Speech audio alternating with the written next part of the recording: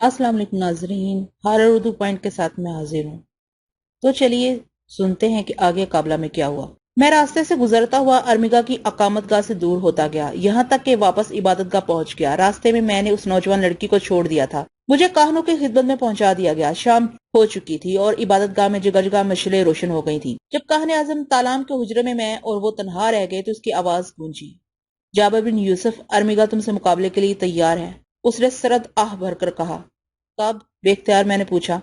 7 सूरज के अरूजो जवाल के बाद। ये बहुत देर की बात है, मैंने मुश्तिल होके कहा। वो इबादत के लिए वक्त चाहता है। वो आज ही किसी दूसरे जजीरे से वापस आया है। देवताओं के कवानीन के मुताबिक उसे ये मोहलत दी जा सकती है। क्या वो अब तक उसी जजीरे में था? मैंने तजब्बुज़ से पूछा और मेरे ज़हन में चिंगारियां लपकी। फ्लोरा भी इसके साथ होगी, इसलिए वो तिलस्मी अकस्मा में नजर नहीं आई थी। मैंने तलाम से फ्लोरा का जिक्र नहीं किया। हाँ, वो वहीं था। सहारों की कदीम इबादतगाह को अक्सर रुख करता रहता है, तालाम ने जवाब दिया। वो किस कदर बेवकूफ है, उसे ये नहीं मालूम कि इसके जवाल का वक्त शुरू हो चुका है। इसका फैसला देवता करेंगे कि वो किसे सुरखरू करते हैं। खैर, अब इंतजार ही तो करना है। किसी न किसी तरह 8वां सूरज तुलू हो गया और हस्बे दस्तूर इबादतगाह के काहन मुझे सजा संवार के वक्त से पहले मैदान में ले गए। ये भी एक रस्म थी कि दावा करने वाला शख्स मैदान में पहले से मौजूद होता। इस वक्त मैदान में बेन्नाज की आबादी ने आना शुरू किया। मुकाबले के मुकर्ररा वक्त में अभी खासी देर थी। हर तरफ लोग दायरा बनाकर बैठ रहे थे। कानों के सामने जगह जगह आग जल रही थी, जिसमें वो कुछ डालते थे और धुआं उठ के सारे मैदान में फैल जाता था। कहनाएं मेरे इर्द गिर्द खड़ी मेरे जिस्म पर मैदान की मिट्टी मल रही थी और एक शोर सा उठा और कहना के हाथ जहां थे वहीं रुक गए। वो वक्त से पहले आ गया है, किसी कहना ने कहा। कहनाओं में खलबली सी मच गई। एक सेहतमंद शख्स सर झुकाए हमारी तरफ बढ़ रहा था। इसकी गर्दन में मुख्तलिफ मालाएं और जारा काका की खोपड़ी झूल रही थी और कान नाक में बड़े बड़े बाले पड़े हुए थे। वो मुकम्मल तौर पर एक सियाफाम शख्स था, कोयले की तरह काला। आते ही वो इन चौकियों के पास रुक गया जहां हम लोग बैठे थे और मुजस्मे इस्तादा थे। तालाम उसे देखकर खड़ा हो गया, हैरत से बोला, अर्मिगा तुम क्या चाहते हो? अर्मिगा का नाम सुनकर मैंने उसे गौर से देखा। मैं अपनी जगह से उठ गया। वो बेन्नाज का सरदार था, वजीह, तवाना और संजीदा बुर्दबार। मेरी नजरें उसे अंदर से टटोल रही थी। अर्मिगा ने कहने आजम तालाम के जवाब में अपने गले से मालाएं और जरा काका की खोपड़ी उतारनी शुरू कर दी और उन्हें खामोशी के साथ कहने आजम के सुपुर्द कर दिया। उसका गला नंगा रह गया। कहने आजम की आंखें फटी हुई थी। अर्मिगा, वो शफीक आवाज में बोला, अर्मिगा तुमने फैसला कर लिया है? हाँ, अर्मिगा की यास भरी आवाज उभरी। मैंने यही रास्ता अपने लिए बेहतर समझा है। तुम दस्तबरदार हो रहे हो? कहने आजम ने ताजुब से पूछा। जाबिर बिन यूसुफ ही बेन्नाज की सरदारी का अहल है मुकद्दस तालाम। मैं तुमसे ईमान चाहता हूँ और खुद को इबादतगाह में मुक़य्यद करना चाहता हूँ। अर्मिगा शिकस्त खुर्दा लहजे में बोला। ओ, तुम्हारे इस खाली सीने पर देवता का साया रहे। तालाम ने उलझते हुए कहा, तुम्हारे जवाल का वक्त आ चुका है। अर्मिगा ने कोई रद्दमल जाहिर नहीं किया, सर झुकाए एक तरफ खड़ा हो गया। अभी तक बेन्नाज की आबादी मैदान में जमा हो रही थी। इन्हें क्या मालूम था कि फैसला हो चुका और अब वो इस तमाशे से लुत्फानंदोज नहीं हो सकेंगे जिसका इंतजार उन्होंने 7 दिन तक बेचैनी से किया होगा। निढहाल अर्मिगा को अपने सामने खड़ा देखकर मुझ पर झुंझलाहट सवार होगी। अर्मिगा ने मौका पर एक दानिशमंदाना मगर हद तक मेज फैसला किया था, जो एक सरदार के शान शान नहीं था। अमसार की मलका शौतार मिसार से फरार हो गई थी ताकि वो अपने ज़ेरे नगी लोगों की मलामत अंगेज नजरें न देख सके, मगर अर्मिगा में न शौतार किसी धमक थी और न ही कोई जुर्रत थी। तालाम चंद लम्हों तक इस गैर मुतवक्को सूरत हाल से उलझता रहा। फिर उसने अर्मिगा के गले से हासिल शुदा तमाम मालाएं और जरा काका की खोपड़ी मेरे गले में डाल दी।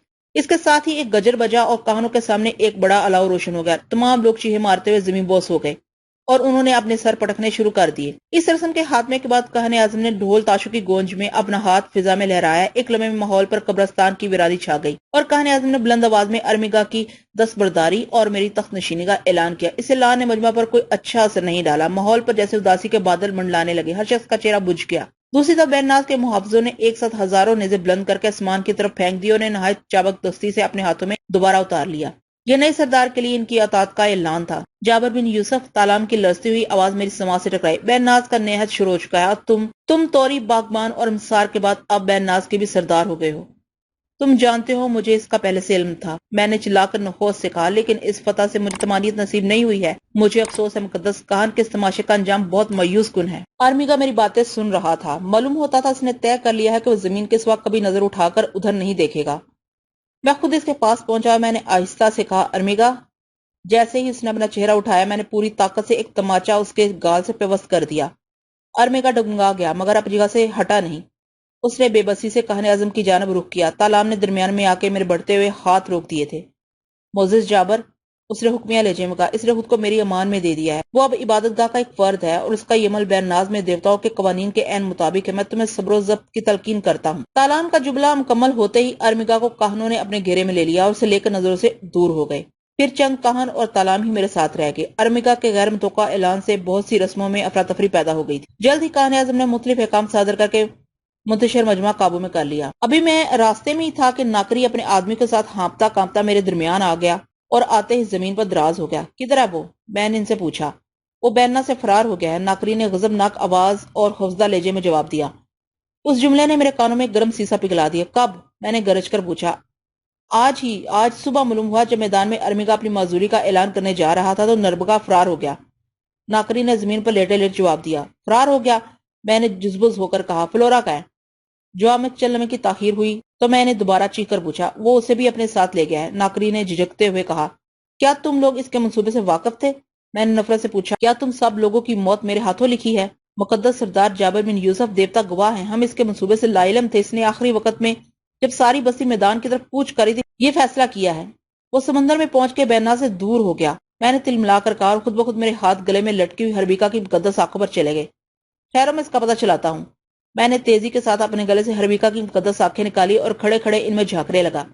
ہربیکا کی پرسرار آنکھوں نے مجھے مایوس نہیں کیا۔ چلموں کی کثافت کے بعد میری نظروں کے سامنے وسیع ٹھاٹھے مارتا ہوا سمندر تھا۔ سمندر میں ایک کشتی تیز سے بھاگ رہی تھی۔ میں نے آنکھ پر بے چینی سے نگاہیں جما دی۔ نربگا اس میں موجود تھا۔ کشتی میں مشروبات، پھل اور غذاؤں کے علاوہ حسین و جمیل فلورا نڈھال سی اوندے منہ لیٹی تھی۔ ناکری اس کے ساتھی سب حیرت سے ہربیکا کی آنکھوں کی طرف دیکھ رہے تھے۔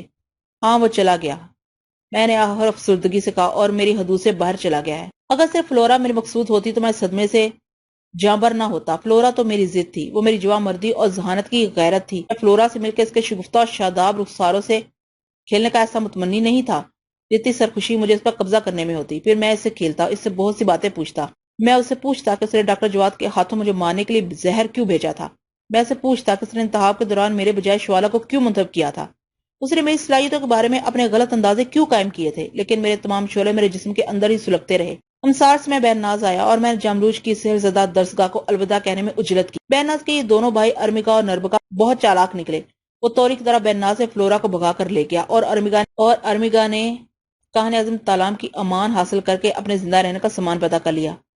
میں اپنی برتری کے نشے میں ہی ڈوبا رہا۔ میں نے اپنی خفیہ صلاحیتوں سے کوئی کام نہیں لیا کیونکہ میں ایک دیوزاد تھا۔ دیوزاد کو بونوں نے کیا خوب کس تمیز فتح سے نوازا۔ ارمیگا کے یہ نائب و مسلح محافظ میرے سامنے ہاتھ باندھے کھڑے میرا منہ چڑھا رہے تھے اور مجھے اپنے آپ پر لان تان کرتے ہوئے بھی شرم آتی تھی۔ میں نے چیخ کر انہیں حکم دیا کہ وہ میری نظروں سے دور ہو جائیں۔ انہوں نے میرے ہذیانی حکم کی فوراً تعمیل کی اور میں تنہا چھوڑ دیا۔ تنہائی نے مجھے اور پریشان کیا اور میں عبادت گاہ کی طرف بڑھنے لگا۔ میں کاہن اعظم کلام سے پوچھنا چاہتا تھا کہ کیا یہ سب بینات کے مروجہ قوانین کے تحت ہوا ہے یا میں اس کی موجودگی میں کسی سازش کا شکار ہوا ہوں۔ فلورا کی تلاش سے مایوس ہو کر میں نے توری واپس جانے کا فیصلہ کیا، اور اب جب توری کی طرف میری کشتی کا رخ تھا اور لہریں مجھے اٹھا اٹھا کے توری کی پرسرار سرزمین کی طرف دھکیل رہی تھی جہاں قابلہ کے قصر کا دروازہ تھا، کئی خیال میرے ذہن میں سمندری لہروں کی طرح اٹھ رہے تھے۔ اب کیا ہوگا؟ کوئی مجھ سے سرگوشی میں پوچھ رہا تھا، کیا تمہارا کام مکمل ہو گیا؟ کیا تم نے جتنا خون پینا تھا پی لیا؟ کیا جتنے انسانوں کو جارا کا مورتی پر قربان کرنا تھا کر دیا؟ کیا تم نے وہ منصب حاصل کر لیا کہ قصر قابلہ کا دروازہ تمہاری ماں سے واہ ہو جائے؟ مجھے نہیں معلوم اب کیا ہوگا، میں نے چلا کر کہا اور اپنے کانوں میں انگلیاں ٹھونس لی۔ میں کچھ سوچنا ہی نہیں چاہتا تھا۔ میں نے کرب سے کہا، کیا میں کچھ سوچنے پر قادر ہوں؟ میں سرنگا تو نہیں ہوں؟ میں نے خود اپنا مذاق اڑایا اور ان وحشت انگیز خیالوں سے نجات کے لیے سمندر میں کود گیا۔ کشتی میرے ہاتھ سے چھوٹ گئی۔ میں نے اندر ڈوب جانا چاہا لیکن کشتی پھر میرے قریب آ گئی اور میرے گرد گھومنے لگی۔ آخر میں نے اسے پکڑ لیا اور میری زندگی کی سانس ٹوٹتے ٹوٹتے رہ گئی۔ ایک مدت بعد توری کی زمین نظر آ رہی تھی، دور تک پھیلا ہوا ساحل اور اس کے بعد گھنا جنگل۔ پرتے مسرت سے میرے حواس منتشر ہونے لگے۔ میرا وطن آ گیا تھا، میرا آشیانہ آ گیا تھا۔ کشتی دھیرے دھیرے ساحل سے آ لگی اور ساحل پر خاموشی تاری تھی اور میرے دل میں شور مچا ہوا تھا۔ ساحل پر اترنے کے بعد میں نے کئی بھرپور انگڑائیاں اور گہری گہری سانسیں لیں۔ میرے استقبال کو کوئی نہیں آیا تھا، شاید یہ میری خواہش کے مطابق بھی تھا کیونکہ میں توری میں اچانک وارد ہونے اور اپنے لوگوں کو متشب کرنے کی مسرت کھونا نہیں چاہتا تھا۔ جھومتا ہوا میں جنگل میں داخل ہو گیا۔ میں نے جنگل عبور کرنے کے ایک درخت کے سائے میں بیٹھ کے چند مسلسل اذیت ناک اور مشکل ترین طلسمی عمل کیے۔ اس دوران میں مجھے اندر ایک خلش سی محسوس ہوئی، جیسے میں وقت سے پہلے آ گیا ہوں، جیسے ابھی میں نے توری کی زمین پر آگے بڑھنے کا خراج ادا نہ کیا ہو۔ میرے جسم میں لرزش ہونے لگی اور میں نے بلند آواز میں کہا، ہاں مجھے اس کا خیال ہے اور ابھی میں زندہ ہوں۔ جب تک تیری طلب باقی ہے، جب تک تیری نگاہ میں التفات کی کرن نظر آتی ہے، میں تیرے لیے مہم بھی سر کروں گا۔ میری آواز کا سوز جنگل میں پھیل گیا اور اس وقت میرے کانوں میں لطیف ترین موسیقی کا جادو جاگنے لگا۔ سارا جنگل ہلکی ہلکی گھنٹیوں کی آواز سے گونج اٹھا، جیسے ہندوستان کے جل ترنگ ایک ساتھ بج اٹھے ہوں۔ ایک نفیس خوشبو جنگل میں ہر طرف اڑنے لگی، جو قابلہ کی پری چہرہ کنیزوں کے بدن سے آتی تھی۔ میں نے بے چینی سے درختوں کے پار ادھر ادھر دیکھا اور دلکش نسوانی کیکوں نے میرے کانوں میں شربت انڈیل دیا۔ پھر درختوں کے درمیان قصر قابلہ کی پری چہرہ نازنینیں مسکراتی گنگناتی جلوہ آرا ہوئی۔ ان سرخ و سفید محجبینوں کے بدن پھولوں سے ڈھکے ہوئے تھے، ان کے تراشیدہ لبوں پر ایک توبہ شکن شوخی تھی۔ وہ اپنے مرمری بازو واہ کیے جھوم رہی تھی۔ ان کی آمد سے جنگل کا یہ حصہ چشم و زن میں بہشتے بری بن گیا۔ ان کے بدن کی چاندنی سے میری آنکھیں بار بار بند ہوئی جاتی تھی۔ میں یہ نظارہ دیکھ کے دنگ رہ گیا۔ یہ مجھے اس کے پاس لے جانے آئی ہیں، یہ مجھے اس کے پاس لے جانے آئی ہیں۔ اس تصور ہی سے میرے رونگٹے کھڑے ہو گئے۔ میں ان کے سینوں میں چھپنے اور بادلوں میں ان کے ہمراہ اڑنے کے لیے دوڑا۔ وہ شوخیاں کرتی ہوئی پیچھے ہٹی اور لمحوں میں فضاؤں میں کہیں گم ہو گئی، اور میں نہ جانے کب تک ان کے جلوے سے بے خود رہا اور اس تماشے، اس لطف و کرم پر غور کرتا رہا۔ اس کے بعد میں شش و پنج کی حالت میں وہاں سے سرسبز و شاداب جنگل میری تیز رفتاری کی وجہ سے جلد ختم ہو گیا اور پھر توری کا میدانی علاقہ شروع ہوا۔ میں ایک اونچی جگہ کھڑا ہو کے جھونپڑی کی کتاریں دیکھنے لگا اور چپکے سے بستی کی طرف ہو لیا۔ میری خواہش تھی کہ میں سریتا کی پشت پر اس کے گلے میں ساحر اعظم جاملوش کا عطیہ بچھوؤں کا ہار ڈال دوں گا اور اس سے آنکھیں بند کر کے پوچھوں گا، بتاؤ کون ہے؟ لیکن میں بستی کی طرف چند قدم ہی بڑھا تھا کہ میں نے دیکھا بوڑھا سرنگا میری طرف بھاگتا اور چیختا ہوا آ رہا ہے۔ جابر بن یوسف، سیدی جابر، پہلے میری بات سنو۔ میں نے جوش مسرت میں جواب دیا، سرنگا سرنگا میرے بوڑھے دوست، تم کیسے ہو؟ لیکن میری آواز سننے والا وہاں کون تھا؟ کوئی بھی نہیں۔ سارا راستہ سنسان پڑا تھا۔ میں نے بستی کی طرف جانے کا ارادہ ترک کر دیا اور اس طرف جانے لگا جہاں ہندی بوڑھا سرنگا غار میں اپنی چھوٹی سی مورتی کے ساتھ ریاضت کرتا تھا۔ میری رفتار تیز ہو گئی اور ایک غبار نے میرے وجود کا احاطہ کر لیا۔ کیا میری عدم موجودگی میں توری میں کوئی انقلاب برپا ہو گیا ہے؟ ابھی ابھی اس جنگل کی خاموش فضاؤں میں اقابلہ کی پری جمال کنیزوں کی نکرئی گھنٹیوں نے موسیقی بکھیری تھی اور ان کے شباب ذات بدن نمودار ہو کے میرے دل و دماغ کو معطر کر گئے تھے۔ اس بات کی علامت تھی کہ میرے طویل سفر کو شرف قبولیت بخشا گیا اور میری کامرانیوں پر پسندیدگی کا اظہار کیا گیا۔ خود میں نے جاملوش کی خانقاہ کا طلسمی عکس نما میں سریتا کا جلوہ دیکھا تھا اور جس سے معلوم ہوتا تھا کہ توری کا سارا نظام جوں کا تو موجود ہے۔ ایک مدت کے بعد توری کی سرزمین پھر میرے قدموں کے نیچے تھی اور اس بار میں پہلے سے زیادہ توانا اور مضبوط شخص بن کر آیا تھا۔ کسی میں اتنی جرأت نہیں تھی جو توری میں جابر بن یوسف کا اعزاز غصب کر سکے۔ کیا وہ شخص ایک ذلت میز موت کا خواہاں تھا؟ اس رنگا میرا پراسرار دوست کیا کہنا چاہتا تھا؟ کون سی ایسی خبر تھی جو مجھے بستی میں داخل ہونے سے پہلے سنا دینا چاہتا تھا؟ وہ سرشاری، وہ ایک اضطراب امیز مسرت جو توری میں قدم رکھتے ہی مجھ پر طاری ہوئی تھی، اس کی جگہ تشویش نے لے لی تھی۔ میں جھجھلاہٹ میں سرنگا کے غار کی طرف بڑھ رہا تھا۔ ایک عرصے تک غار میں اس کی موجودگی مستقبل کے بارے میں اس کی خوش فہمی کا ثبوت تھی۔ اس حماقت پر ایک خفیف سی مسکراہٹ میرے ہونٹوں پر پھیل گئی۔ غار کھلا ہوا تھا۔ میں دندناتا ہوا اندر داخل ہو گیا اور میں نے سرنگا کو اسی حالت میں دیکھا جس طرح میں توری سے جاتے وقت اسے چھوڑ گیا تھا۔ وہی اس کی مخصوص نشست اور آنکھوں کا مورتی کی جانب شدید قسم کا ارتکاز، بالکل ساکت و جامد جیسے کوئی مجسمہ یا کوئی دیوار۔ بڑی ہوئی داڑھی، شکستہ چہرہ، ماتھے پر شکنوں کا وسیع جال، یہ سرنگا تھا۔ میں اسے غور سے دیکھتا رہا، اس کی جنبش کا انتظار کرتا رہا۔ پھر میں دبے قدموں کے قریب چلا گیا۔ غار میں موت کا پرسکون مگر بھیانک سناٹا طاری تھا۔ میں نے مورتی اٹھانے کی کوشش کی، اس لیے سرنگا نے اپنی آنکھوں کا زاویہ بدل دیا۔ مجھے وہ آنکھیں اس بار بہت گہری اور پراسرار لگیں۔ چند لمحے ہم دونوں ایک دوسرے سے نگاہیں ملائے خاموش رہے۔ پھر سرنگا کی آنکھوں کی سرخیاں ماند پڑ گئی، پھر اس کی ٹھوس آواز غار کے ویرانے میں گونجی، سیدی جابر، مجھے امید تھی کہ تم صحیح و سلامت واپس آ جاؤ گے۔ ہاں، میں نے بے پرواہی سے کہا، میں واپس آ گیا ہوں سرنگا۔ تم سناؤ کیسے ہو؟ کیا اسی غار میں زندگی گزارنے کا ارادہ ہے؟ میرے لہجے میں طنز کا عنصر شامل تھا۔ میں تمہاری آمد کا انتظار کر رہا تھا، سرنگا نے رازدارانہ لہجے میں کہا۔ مجھے معلوم ہے تم وہی بات کہو گے جو ناممکن ہے۔ کیا تم نے بستی میں جانے سے پہلے ایک ہی بات ذہن نشین کرانے کے لیے اپنی رونمائی کا تماشا کیا تھا؟ میں نے بے دلی سے پوچھا۔ جواب میں سرنگا نے لب نہیں ہلائے، زمین سے مٹی کی ایک چٹکی بھر کر اسے غار کے دھانے کی جانب اچھال دیا۔ میں نے دھوئیں کے سفید بادل غار میں لہراتے دیکھے۔ سرنگا نے حسب عادت غار محصور کر لیا تھا۔ ماورائی طاقتیں اب غار کے اندر ہماری باتیں نہیں سن سکتی تھی۔ ہمتن گوش تھا۔ کچھ توقف کے بعد سرنگا نے محض سکوت توڑی اور بھاری بھرکم آواز میں دوبارہ مخاطب ہوا۔ تمہارا سینہ اور شاندار ہو گیا ہے، تمہارے لیے یہ یقیناً فخر کی بات ہے، مگر کیا ہمیشہ کے لیے تم نے اپنی گردن اتنے بوجھ سے آلودہ کرنے کی ٹھان لی ہے؟ سرنگا کے تیکھے لہجے کا مجھ پر ہاتر ہوا اثر ہوا۔ میں اب اس سے اس تمکنت کے لہجے کی توقع نہیں کرتا تھا، جبکہ وہ اپنی آنکھوں سے میری فضیلت کی اسناد میرے گلے میں آویزہ دیکھ رہا تھا۔ میں نے ذلیل انداز میں جواب دیا، موزز سرنگا، میں نے زمین کے شان شان اپنے آپ کو ڈھالنے کی صحیح کی ہے، اور اس کو جب تم مجھ سے مخاطب ہو، بیک وقت کئی جابر بن یوسف تمہارے سامنے کھڑے ہیں۔ میں کوئی ایک شخص نہیں ہوں، میں نے تمہاری پیمائش کر لی ہے، وہ بے نیازی سے بولا۔ بلا شبہ یہ قابل فخر بات ہے، تم نے میرا راستہ اور قریب کر دیا ہے۔ تم نے مجھے کیوں بلایا تھا؟ میں نے سپاٹ لہجے میں کہا، مجھے یقین ہے کہ تم کوئی اہم بات نہیں کہو گے۔ ہاں سیدھی جابر، وہ سرداہ بھرتے ہوئے اعتماد کے لہجے میں بولا، ضروری نہیں جو بات میرے لیے اہم ہو تمہارے لیے بھی ہو، مگر تمہیں میری سفیدی کا خیال ضرور رکھنا چاہیے۔ یہ درخواست نہیں، ایک مشورہ ہے، یہ خواہش نہیں، ایک حکم ہے، ایک بڑے کا چھوٹے کو حکم۔ گو تم سارے اعظم جاملوش کی رفاقت سے سرفراز ہو کر آئے ہو، اس پرسرار دنیا میں تمہارے مشاہدات یقیناً حیرت انگیز ہیں اور تمہاری زندگی بجائے خود ایک معجزہ ہے۔ یہ تمام فتوحات اور سرفرازیاں میری توقع کے عین مطابق ہیں، مگر تمہیں اب بھی میرے مشوروں اور ہدایتوں کی ضرورت ہے۔ وہ بہت سنجیدہ تھا اور کسی برتر شخص کی طرح مجھ سے مخاطب تھا۔ میں اس کے انداز تحاتف سے خاصا متاثر ہونے لگا۔ کیا تم سمجھتے ہو، وہ ہاتھ اٹھا کر کہنے لگا، کہ کام ختم ہو گیا، تم نے منزل مراد پا لی، ابھی بہت کام پڑا ہے، ابھی تم پوری طرح ایک مسلح شخص ہو، تاہم میں دیکھ رہا ہوں کہ تم عمر میں اور چھوٹے ہو گئے ہو۔ فضیلت کے ساتھ ساتھ تمہاری عمر میں اضافہ نہیں ہوا۔ جب تک یہ خلا پر نہیں کرو گے، اس وقت تک کوئی بات آسانی سے تمہاری عقل میں نہیں آئے گی۔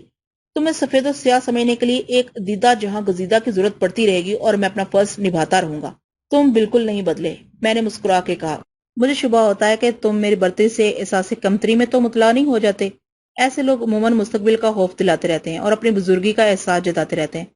سرنگا، تم غار میں بیٹھے ہو اور تم نے وہ کچھ نہیں دیکھا جو میں نے دیکھا ہے، وہ نہیں سنا جو میں نے سنا ہے۔ تم اپنی ریاضت اور عبادت کے متعلق خوش فہمیوں اور خوش اعتقادیوں کا شکار ہو۔ میں نے جھجلا کے کہا، میری آنکھوں میں بھی جھانکو۔ ان آنکھوں نے جاملوش کا طلسم خانہ دیکھا ہے، خود جاملوش کا دیدار کیا ہے۔ کہتے کہتے میری آواز بلند ہو گئی۔ سرنگا نے اشارہ کر کے مجھے خاموش کر دیا۔ میں اس کے رویے سے کسمسانے لگا۔ زیادہ باتیں نہ کرو سیدی، وہ سنجیدگی سے بولا، میں سب جانتا ہوں۔ سنو میرے عزیز، تم ایک مدت بعد جزیرہ واپس جا رہے ہو، تم جو سوچ رہے ہو وہ میں جانتا ہوں، لیکن یقین کرو جو میں کہتا ہوں اسی میں نجات ہے۔ اب وہ وقت قریب آ چکا ہے جس کا سرنگا برسوں سے منتظر تھا۔ میری محنت رائے گاہ نہیں گئی۔ اگر تم نے دانشمندانہ طریقہ اختیار کیا تو بہت جلد ہم یہ سحر توڑ کے نجات حاصل کر لیں گے۔ میں نے بیزاری سے کہا، وہی بات، گویا تم یہ کہنا چاہتے تھے، اس لیے میرے راستے میں مزاحم ہو گئے تھے۔ پھر میں نے نرمی سے اسے خطاب کیا، میرے بوڑھے دوست سرنگا، تم یہ سوچتے سوچتے اور بوڑھے ہو جاؤ گے، اسی غار میں تمہاری ہڈیاں سما بن جائیں گی اور تمہارا خواب کبھی شرمندہ تعبیر نہ ہوگا۔ آؤ میرے ساتھ باہر آؤ، کچھ زندگی کا لطف اٹھاؤ۔ یہ سب ایک سراب ہے سیدی، سرنگا نے کمال سکون سے کہا۔ تمہاری آنکھیں صرف چیزوں کی اشکال اور حیت دیکھنے کی صلاحیت رکھتی ہیں، مگر وہ ان عناصر کو دیکھنے سے محروم ہے جن کا یہ مرکب ہے۔ تم کہتے ہو یہ طلسم کا کارخانہ ہے، اور تم نے خود دیکھا ہے کہ غیر متوقع طور پر یہاں کی زمین بگڑ جاتی ہے اور آسمان رنگ بدلنے لگتا ہے۔ اس حقیقت سے آگاہی کے باوجود تم نے اس طلسم کو ایک دائمی مظہر کے طور پر تسلیم کر لیا۔ طلسم کا کیا ہے؟ آج ہے، کل نہیں۔ طلسم کی زد پر آ جاتا ہے۔ تم عجیب و غریب مظاہر سے کھیلنے اور لطف اندوز ہونے کے بجائے ان میں ڈوب جانے کی صلاحیت رکھتے ہو۔ تم مجھے میرے منصب سے نہیں ہٹا سکتے، لیکن میں تمہاری آنکھوں کا پردہ ہٹانے کی قدرت رکھتا ہوں۔ سیدی جابر، ماورائی طاقتوں کا سنہرا جال تمہارے گرد بنا جا رہا ہے۔ میں تم سے بحث نہیں کرنا چاہتا، صرف یہ کہنا چاہتا ہوں کہ ان فتوحات اس کامرانی کے بعد کوئی بڑی توقع قائم مت کرنا۔ دنائی اور تحمل کی ضرورت ختم نہیں ہوئی، بلکہ اب اس کی مزید ضرورت پڑ گئی ہے۔ تمہارے پیش نظر ایک ہی مقصد رہنا چاہیے کہ تم اس طلسم سے آزاد ہو کے کبھی مہذب دنیا میں واپس جاؤ گے۔ بس میں یہی کہنا چاہتا تھا۔ اگر یہ مقصد سامنے رہا تو تم صحیح طور پر فیصلہ کرو گے۔ ہاں مقصد، میں نے چلا کر کہا۔ خوب، کیا اب بھی کسی وضاحت کی ضرورت ہے؟ میرا مقصد یقیناً تم جانتے ہو کہ تم سمجھتے ہو کہ مجھے جزیرے سر کرنے، سرد و گرم برداشت کرنے، رنگ برنگی زمینوں کا طلسم دیکھنے اور ستم اٹھانے، جگہ جگہ خون سے اپنے ہاتھ رنگنے اور اتنے دور دراز سفر کے مصائب جھیلنے کی ضرورت میں اس وجہ سے پیش آ گئی تھی کہ میں مہذب دنیا میں واپس جانا چاہتا تھا؟ نہیں، میں بہت پہلے اس طرف سے مایوس ہو چکا تھا۔ میرا مقصد میرے پیش نظر تھا، وہ تھا اس ذات با کمال، اس حسن کامل کا حصول جو اس طلسم کے نگراں ہے، جو حسن و جمال کا دریا ہے۔ میں نے جذباتی ہو کر کہا، اور یہی نقطہ تمہارے گوش گزار کرنا چاہتا تھا کہ تم اس کے قرب کی ہر رعایت حاصل کرنے کی جدوجہد کرتے رہو گے اور کبھی اس کی طلب سے دستبردار نہیں ہوگے۔ اس کے لیے تمہاری دیوانگی میں کوئی کمی نہیں آئے گی۔ تم اس کے حرمن دل میں اپنا چراغ روشن کرو گے، تم اس کے سنگ دل کو اپنے طلب صادق کی گرمی سے پگھلا دو گے، تم ایسی دھوم مچاؤ گے جو کسی نے نہیں مچائی۔ پھر ایک دن میری بات تمہاری سمجھ میں آ جائے گی۔ دونوں صورتوں میں تم وہی فیصلہ کرو گے جو میں چاہتا ہوں، یا یوں کہہ لو دونوں صورتوں میں نتیجہ ہمارے حق میں برآمد ہوگا۔ اس سے پہلے یہ ناممکن تھا، کیونکہ پہلے تم اس کی رفاقت کے مدعی تھے، اب مستحق ہو۔ اب تم نے اپنا سینہ اور سجا لیا ہے اور اپنا احترام اس کی نظر میں بڑھا لیا ہے۔ اب تم آسانی سے اپنے جذبات منتقل کر سکتے ہو اور آسانی سے کسی نتیجے پر پہنچ سکتے ہو۔ ایک دن تمہاری عقل میری عقل سے ضرور مفاہمت کر لے گی۔ میں مہذب دنیا کی واپسی کا اس لیے ذکر کرتا ہوں کہ ایک گوشہ تمہاری عافیت کا ضرور رہنا چاہیے۔ ممکن ہے تم کسی سنجیدگی سے سوچنے لگو، مگر ابھی زیادہ سنجیدہ ہونے کی ضرورت نہیں، اب بھی وقت اتنے قریب بھی نہیں آیا ہے۔ تم بہت بے معنی باتیں کرو سرنگا، میں نے تلخی سے کہا۔ کیا تم ہوش و حواس میں ہو؟ ایک طرف تم اقابلہ کی طلب سے دستبردار ہونے کو منع کرتے ہو، دوسری طرف واپسی کا ایک خیال ذہن میں رکھنے پر زور دیتے ہو۔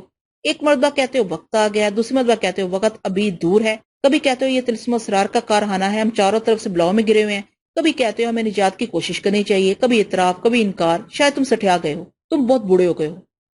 نہیں نہیں، سرنگا نے سرد لہجے میں جواب دیا، ہاں تمہاری عمر پہلے سے کم ہو گئی ہے، تم اپنی گونا گو طاقتوں کے نشے میں بہک سکتے ہو۔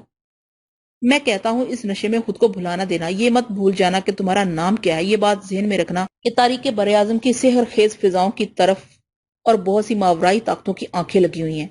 ایک دن، سرنگا نے سر داغ بھرتے ہوئے کہا، ایک دن، مگر وہ کہتے کہتے رک گیا۔ خاموش کیوں ہو گئے؟ مجھے بتاؤ تم نے کیا سنگا ہے، اور بولو چپ کیوں ہو گئے؟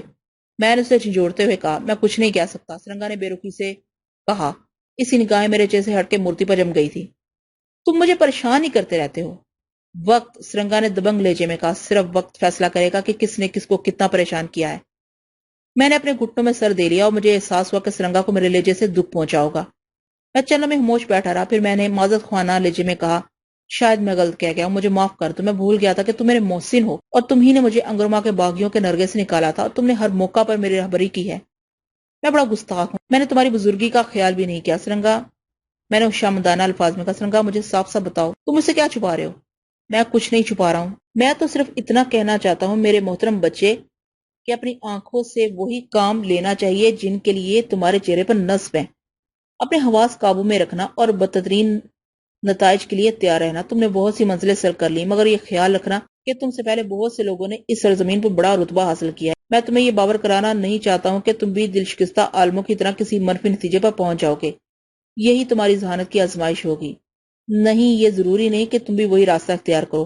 اگر تم سے کوئی فیصلہ نہ ہو سکے تو ایسے وقت میں اپنی فکر میرے حوالے کر دینا، میری طرح سوچنے لگنا۔ سرنگا نے شفقت سے کہا۔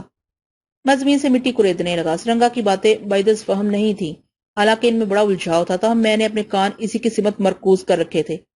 تمہیں اور کچھ کہنا تھا؟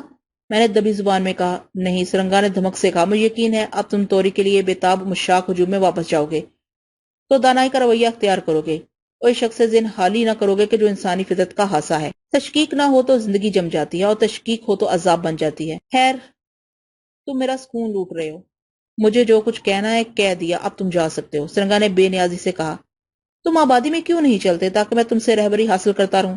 یہاں کب تک بیٹھے رہو گے؟ میں یہی ٹھیک ہوں سعیدی جابر، مجھے تم سے زیادہ تیز کام کرنا ہے کیونکہ میں ایک لڑکی کا باپ ہوں۔ سرنگا کے لہجے میں تھکاوٹ تھی۔ او ہو، میں نے اس کا ہاتھ پکڑتے ہوئے کہا، تم ایک روایتی مشرقی باپ ہو، تمہیں اس کا کتنا خیال ہے؟ میرے غریب سرنگا، میرے ستم رسیدہ سرنگا، مگر وہ تو یہاں ایک شہزادی کی طرح رہ رہی ہے۔ جابر بن یوسف نے اسے ہمیشہ سب پر فوقیت دی ہے، وہ اسی طرح تر و تازہ اور سربلند رہے گی جب تک میں موجود ہوں۔ میں تم سے وعدہ کرتا ہوں، میں نے جوش سے کہا، وہ تمہارے پاس میری امانت ہے، میں نے اپنے تمام تر بے اختیار جذبوں کے باوجود اسے امانت ہی سمجھا ہے۔ میں نے اس کی زہد شکن جوانی سے نظریں چڑھائی ہیں، حالانکہ اس ماحول میں یہ ایک مشکل ترین کام ہے۔ جاؤ، جزیرہ توری کے باشندے اپنے فضیلت آب سردار کو شامدید کہنے کے لیے بتحاشا جنگل کی طرف بڑھ رہے ہیں، انہیں اپنا وزنی سینہ دکھاؤ، اور سریتا جو ایک مدت سے تمہاری راہ تک رہی ہے اس کی نگاہیں سیراب کرو، میرے بعد تم ہی اس اجنبی دیس میں اس کا سہارا ہو۔ سرنگا، میں نے مسرت سے چیخ کر کہا، میں تمہاری باتوں کا مفہوم سمجھ رہا ہوں، مگر دوسرے ہی لمحے میرے الفاظ حلق میں اٹک گئے۔ سرنگا اپنی طویل ترین ریاضت میں ڈوب گیا، اس کی نگاہیں مورتی پر ٹک گئیں اور جسم میں جان ہو گیا۔ میں سمجھ گیا کہ اب وہ مجھ سے بات کرنا نہیں چاہتا، باقی کام میرا ہے کہ میں اپنی ذہنی استعداد کے مطابق اس کے پرمعنی بیان کی تشریح کرتا پھروں۔ میں نے اسے دوبارہ نہیں چھیڑا، ہاں میرے ذہن پر اس کی عظمت و بزرگی کا نقش اور گہرا ہو گیا۔ اس کے بعد میں غار سے باہر نکل آیا، میری رفتار میں اب پہلے جیسی تیزی نہیں رہی تھی۔ توری کے لوگوں کو میری واپسی کی خبر مل گئی تھی۔ میں اپنی سوچوں میں گم بستی کی طرف بڑھ رہا تھا کہ ایک مدھم سا شور سنائی دیا جس میں بتدریج اضافہ ہوتا گیا۔ اب وہ میری پذیرائی کے لیے ایک پرشکو جلوس کی صورت میں ناچتے گاتے میری سمت امڑ رہے تھے۔ جب درمیانی فاصلہ کم ہو گیا تو میں نے دیکھا توری کا کہنے اعظم سب سے آگے تھا، اس کے دائیں بائیں میرے نائبین فراز و ازرا میں تھے۔ یہ پرشوق ہجوم دیکھ کر میرے ہونٹوں پر ایک معنی خیز مسکراہٹ تیرنے لگی، خود بخود میرے ہاتھ اوپر اٹھ گئے، سرنگا کا حوالہ غائب ہو گیا جو غار سے اب تک میرے ذہن پر مسلط تھا۔ میں ایک اونچے ٹیلے پر کھڑا ہو گیا اور سیاہ فام انسانوں کا ٹھاٹھے مارتا ہوا سمندر میرے قریب آ کے رک گیا تھا۔ زمین پر عقیدت و احترام سے دراز ہو گیا تھا۔ ان میں صرف ایک شخص کھڑا تھا، وہ سمورال تھا جو حیرت سے میرا سینہ دیکھ رہا تھا۔ وہ ایسا میرے قریب آ گیا، میرے سینے پر جاملوج کی مالا اور دیوتاؤں کی نوادت دیکھ اس کے چہرے سجاب کے جو تاثرات ابھرے وہ میرا غرور دوچند کر گئے۔ میرے دونوں نائب میرے قدموں میں سجدہ ریز تھے۔ یہ ایک دلخوشکن منظر تھا۔ حالانکہ مختلف جزیروں میں اس قسم کے مناظر میرے لیے عام تھے، لیکن یہ توری کی سرزمین تھی جہاں سے میں ابھرا تھا اور جہاں شناسا چہرے ہر طرف دکھائی دیتے تھے۔ مجھے ایسا محسوس ہوتا تھا جیسے یہ میرے لوگ ہیں اور میں ان کا پروردہ ہوں، جیسے وہ میری بلند اقبالی سے مروب و متاثر نہیں ہیں بلکہ مسر سے کھلے جا رہے ہیں۔ مجھے امید تھی کہ سمورال میرا سینہ دیکھ کر سجابیہ کلمات ادا کرے گا، کہے گا آہ یہ تم ہو جابر بن یوسف، تم تو پہچانے نہیں جاتے، کیا میں کوئی خواب دیکھ رہا ہوں؟ سچ بتاؤ، تم سارے اعظم جاملوس سے بھی ملے ہو؟ میں تمہاری عظمتوں کے سامنے سر جھکاتا ہوں۔ مگر سمورال نے کچھ نہیں کہا، شاید وہ مناسب الفاظ ڈھونڈ رہا تھا یا جھجک رہا تھا۔ میں نے آگے بڑھ کر اس کے ہاتھ تھام لیے اور مسر سے جھومتے ہوئے کہا، کیوں مقدس سمورال، جزیرہ توری کے کاہن اعظم، تم کیا سوچ رہے ہو؟ کیا تمہیں میری واپسی کا یقین نہیں تھا؟ جابر بن یوسف، تمہارا شاندار سینہ میری نظریں ہیرا کر رہا ہے۔ سمورال کے لب کھلے اور اس نے اپنی آواز میں تمام تر تاثر سمیٹتے ہوئے کہا، مگر تمہارے ساتھ دیوتاؤں نے نوازشوں میں کسی بخل سے کام نہیں لیا، یقیناً تم اس کے مستحق سمجھے گئے ہوگے۔ دیوتا اسی کو سرفراز کرتے ہیں جو سرفرازی کا اہل ہوتا ہے، لیکن مجھے اپنا وعدہ یاد ہے جو میں نے تمہاری عبادت گاہ میں کیا تھا۔ میں تمہیں اپنا اتالق سمجھتا ہوں، تمہارا درجہ میری نظروں میں اب بھی وہی ہے جو پہلے تھا۔ مجھے تمہاری نوجوان لڑکی ترام بار بار یاد آتی ہے جس کی افسوسناک موت کا ذمہ دار میں ہوں۔ مجھے تمہاری بنا کا یاد آتی ہے کہ تم نے بوڑھے ذات کے غار میں مجھے جو علوم سکھائے وہ میرے علم و فضل کی ابتدا تھے۔ میں یہ اعانت کبھی فراموش نہیں کر سکتا۔ میں نے گرم جوشی سے اس کا ہاتھ دباتے ہوئے کہا، تم ایک عظیم آدمی ہو۔ سمورال کی آنکھیں چمکنے لگی۔ آؤ مجھے جلد از جلد یہ مستہ سناؤ کہ اب اس مالکہ کی رفاقت میں کتنی فصیل حائل رہ گئی ہے۔ میں نے اس پری چہرہ کے لیے ہی تو یہ سب کچھ کیا ہے۔ بتاؤ مقدس سمورال، کیا میں اس کی نگاہ التفات کے انداز کا مستحق ٹھہرا یا نہیں؟ ابھی تو تم توری آئے ہو جابر بن یوسف، دیکھو وہ تمہیں کیا نویز سناتی ہے اور اس کی طرف سے کیا پیغام آتا ہے۔ وہ سب سے برتر ہے، کون اس کی منشا کے متعلق قیاس کر سکتا ہے؟ تم اپنے جذبے کی صداقت پر ہمیشہ پر امید رہ سکتے ہو۔ سمورال نے خوش اعتباری سے کہا، ہاں، میرے لہجے پر اداسی طاری ہو گئی، اور اگر اب بھی اس نے بخل سے کام لیا تو میرے زندہ رہنے کا کیا سبب رہ جائے گا؟ تمہیں اس کی طرف سے کسی پیغام کا انتظار کرنا چاہیے۔ انتظار، میں نے دل گرفتگی سے کہا، تب کہ جب تک تمہارا سانس تمہارے حلقوں میں جاری ہے۔ تم سچ کہتے ہو، میں ایسا مثبت انتظار کر سکتا ہوں اور تمہارے احساسات سے پوری طرح واقف ہوگی۔ بڑی سنگ دل ہے، بڑی مردم آزار ہے، وہ تم سے ناراض ہو جائے گی۔ اس طرح کی کیفیتیں کم کرو جابر بن یوسف، اور تاریخی بر اعظم کے حکمراں ہے۔ دیکھو تمہارا قبیلہ زمین پر سجدہ ریز ہے، اسی زمین سے اٹھنے کا حکم دو اور اپنا چہرہ دکھاؤ، انہیں اپنا سینہ دکھاؤ۔ میں سوچتا تھا کہ توری میں وارد ہوتے ہی سب سے پہلے میں اس کے قصر کا دروازہ تلاش کروں گا اور تم سے اصرار کروں گا کہ تم مجھے اس کے روبرو لے چلو۔ صرف ایک نظر اس کا چہرہ دیکھنا چاہتا ہوں۔ کتنی مدت ہوگی اس ستمبر کو دیکھے ہوئے، میں نے بےتابی سے کہا۔ وہ تمہیں اپنے قرب سے ضرور نوازے گی۔ انتظار کرتے کرتے میرا دم نکل جائے گا اور یہ ایک سرفراز موت ہوگی، سمورال نے کہا، لیکن میں یہ موت قبول کرنے سے پہلے ہر طرح کی جدوجہد کروں گا۔ میں تاریخ بر اعظم کے ان عالموں کی طرح تھک کے نہیں بیٹھ جاؤں گا جو اس کی طرف سے دستبردار ہو گئے۔ میں نے نخوت سے کہا، رازو اور زرامے کو اٹھنے کا حکم دو۔ سمورال نے موضوع بدلتے ہوئے مجھے ہدایت کی۔ میں نے اپنے حلق سے مختلف قسم کی آوازیں نکالی جن کا مطلب تھا کہ ان کی عقیدت ان کے سردار تک منتقل ہو گئی ہے، اب وہ اٹھ کر کھڑے ہو جائیں۔ جیسے ہی میری آواز ان تک پہنچی، زمین پر لیٹے ہوئے انسانی ہجوم میں بچال سا آ گیا۔ وہ گرتے پڑتے، اچھلتے کودتے متر بڑے اور ایک فاصلے سے ٹولیوں کی شکل میں واپس ہونے لگے۔ پھر ایک شور چہار اطراف مسلط ہو گیا۔ انہوں نے اپنے اعضاء کو حرکت دینے میں ایسی پھرتی، ایسی تیزی دکھائی کہ نظر ٹھہرنی مشکل ہو گئی۔ نکارے بجے اور ہڈیاں پتھروں کے بنے ہوئے باجوں سے فضا گونجنے لگی۔ ہا ہو ہا رامی راہو کا آہنگ ان کے رقص میں شامل ہو کر اور شدید ہو گیا۔ اس صوتی تاثر کو الفاظ کی شکل دینا مشکل ہے۔ میرے سامنے توری کی ان نوخیز لڑکیوں کا غول آ گیا جن کا انداز اپنے نئے سردار پر ورافتا اور شیدا ہونے کا اظہار کرتا تھا۔ وہ سب سیاہ گلاب، ان کے لب ایسے شاداب تھے جیسے شبنم پھولوں کی پنکھڑیوں پر مسکراتی ہے۔ جب میں ان میں شامل ہو گیا تو ان کے مستانے پر ان کا ٹھکانہ نہ رہا۔ وہ پورے مسرت سے چیخنے لگے اور نوجوان لڑکیوں نے میرے گرد گھیرا تنگ کر لیا۔ اس جھنڈ میں مجھے ان کے جسموں کے کانٹے چبھنے لگے اور رگ روپے میں ایک شدید درد و کرب کا احساس بپا ہوا۔ میں سریتا کو تلاش کر رہا تھا، میری تلاش بے سود تھی۔ اس کی نحوت کا عالم میں بھول گیا تھا، مجھے خود جا کر اسے آغوش میں سمیٹنا تھا۔ چنانچہ میں نے اس غول بیابان سے نکلنے کی اجرت کی۔ میں چلا تو میرے عقب میں انسانوں کا ایک سیل چلا۔ کاہن اعظم سمورال اس ہنگامے میں کہیں گم ہو گیا۔ فرازو و زرامے بھی میری نگاہوں سے اوجھل ہو گئے۔ میں اپنے مکان کے قریب پہنچا اور میں نے دیکھا سریتا نے اس کا خلیہ تبدیل کر دیا ہے۔ پتھر کے دروازے کے باہر پھول کھلے ہوئے ہیں۔ سریتا، فروزی، جولیا مارشا اور سیافم کنیزوں کا ایک دستہ اپنی تمام تر حشر سامانیوں کے ساتھ مجھے اپنی جلوں میں لینے کے لیے مضطرب تھا۔ میں نے سرنگا کی لڑکی سریتا کا جلوہ دور ہی سے دیکھا۔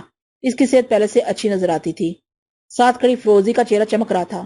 وہ ایرانی لڑکی جو میری دست برس سے محفوظ رہ گئی تھی، قریب جا کر مجھے اپنے آپ پر اختیار نہ رہا۔ میں نے لپک کے سریتا کا ہلکا پھلکا سراپا اٹھا لیا اور اس کی پیشانی پر ان گنت بوسے ضبط کیے۔ اس کے بعد میرے دل میں اس کے لیے کہیں سے اتنی محبت سمٹ آئی کہ میرا اظہار ماند پڑنے لگا۔ میں اسے اپنے سینے میں چھپا لینا چاہتا تھا، مگر میرے نوادر اس کے نازک بدن کو ٹھیس پہنچاتے، چنانچہ میں اسے کسی شاہ سمر بار کی طرح ہاتھوں پر اٹھائے رہا۔ وہ مشرق کی بیٹی کی طرح شرمانے لگی۔ سعیدی جابر، تم آ گئے؟ اس نے ہکلاتے ہوئے کہا۔ ہاں، کیا تمہیں اپنی آنکھوں پر شبہ ہے؟ تم بالکل وحشی ہو گئے ہو۔ اس کی آنکھوں میں قندیلیں روشن تھیں۔ تم بھی تو جنگلی ہو گئی ہو۔ تم اتنے دنوں بعد کیوں آئے؟ اس نے شکایت کی۔ میں جزیرے پر جزیرے فتح کرتا رہا۔ میں نے سوچا یہاں رہنے کے لیے ضروری ہے یا کہ برتری ہی سے رہا جائے۔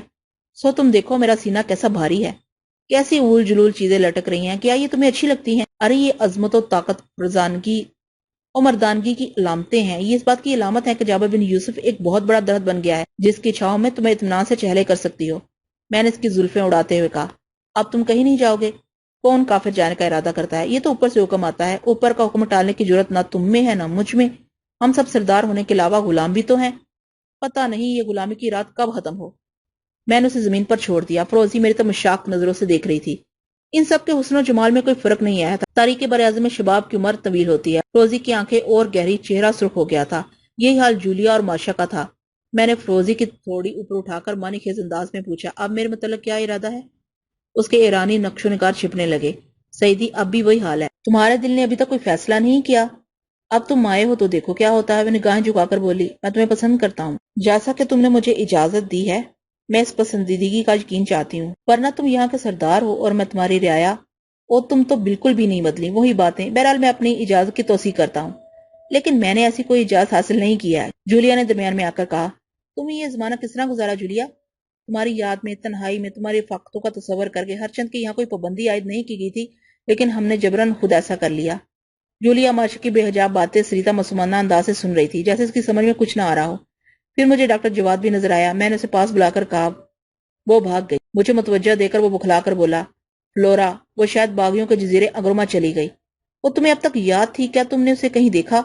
نہیں، اس کے دیکھنے کی حسرت ہی رہی۔ سعیدی، تمہارے جانے کے بعد بڑی اداسی رہی۔ ڈاکٹر جواد، تم منافقت کی باتیں نہ کرو۔ شاید تم نے صدقے دل سے میرے سابق گناہ معاف نہیں کیے۔ نہیں، مگر